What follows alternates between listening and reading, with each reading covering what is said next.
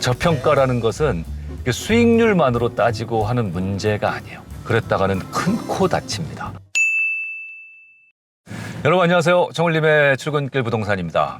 오늘은 저평가에 대한 이야기 잠깐 해보겠습니다. 얼마 전에 어떤 분이 저에게 질문을 해오셨어요. 어떤 아파트 단지 하나를 내 집 마련하려고 지금 보고 있는데 아파트 가격이 조금 이상하다는 거예요.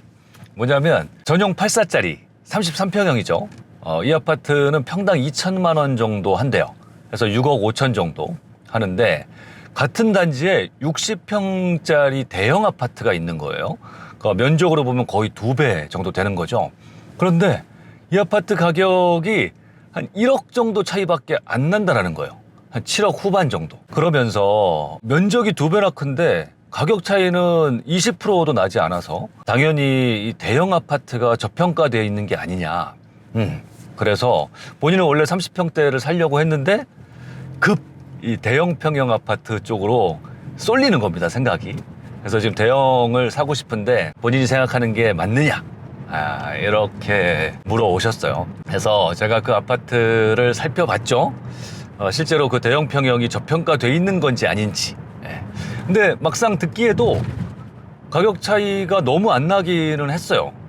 일반적으로 30평대가 6억대면 60평이면 한 8, 9억 정도는 해야 될 것 같은데 아무리 차이가 안 나도 차이가 너무 안 나는구나 하고 살펴봤더니 일단 해당 지역은 경기도 외곽이었는데 그렇게 좋은 지역은 아니었어요.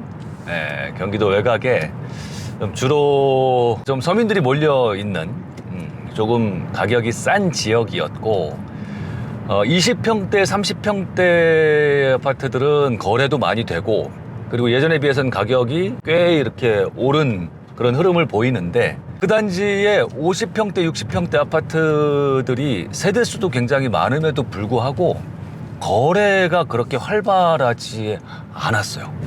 거래도 잘 되지 않고 가격도 20, 30평대가 오르는 거에 비해서 가격 상승도 그렇게 잘 되지 않더라. 그걸 보면서 여기는 기본적으로 대형 평형에 대한 수요가 별로 없는 곳이구나 이런 것을 일단 확실히 알 수 있었죠. 그러니까 제가 내린 결론은 그거였어요. 대형 평형 아파트가 저평가돼 있는 게 아니라 원래부터 수요가 없는 지역이다. 그래서 원래부터 그러니까 저평가가 아니라 원래부터 가치가 낮았다라고 저는 결론을 내렸던 것이죠. 부동산에 있어서 저평가냐 아니냐라는 것을 이렇게 물리적인 평당 가격 차이 이런 걸로 보면은 큰일 납니다. 안 된다라는 거예요. 특히나 평형당 이 평당가라는 것은 일반적으로 좋은 지역으로 갈수록 대형 평형의 평당가가 비싸지고요. 그리고 안 좋은 지역으로 갈수록 지방으로 갈수록 지방에서도 더 안 좋은 지역으로 갈수록 그럴수록 대형 평형의 평당가는 낮아질 수밖에 없어요. 당연하죠. 대형 평형이나 비싼 주택들은 기본적으로 돈이 많은 사람들, 자산가들이 원할 텐데 좋지 않은 지역에 돈이 많은 수요가 많이 있을 리가 없단 말이죠. 그러니 이런 걸 갖고서 저평가를 생각하시면 안 돼요. 그러니까 평형을 갖고 이런 착각을 할 수도 있고 또 같은 단지 내에서 로얄이냐 로얄이 아니냐 갖고도 로얄층이 6억인데 뭐 1, 2층은 5억밖에 안 된다. 이 1, 2층이 저평가된 거 아니냐 하면서 덜컥 1, 2층을 샀다가 오랫동안 팔지도 못하는 이런 우를 범해서는 안 됩니다.